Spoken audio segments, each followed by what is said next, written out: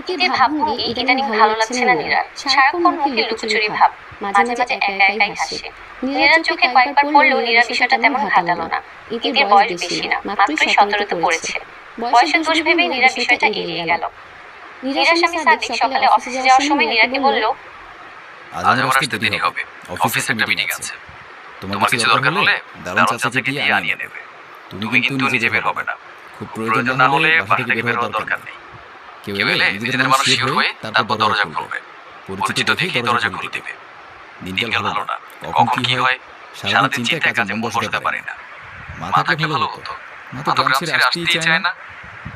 নীরা মনোযোগ দিয়ে সাদিকের কথা শুনল। সাদিক প্রতিদিনই নিয়ম করে তাকে এই কথাগুলো বলে। সে বোঝে সাদিক তাদের নিয়ে সারাক্ষণ চিন্তায় থাকে। তাই বিরক্ত না হয়ে সাদিকের চিন্তিত মুখের দিকে তাকিয়ে আশ্বস্ত গলায় বলল, তুমি এত চিন্তা করো না তো, আমরা সাবধানে থাকবো। ঈদ কি আজ স্কুলে যাবে?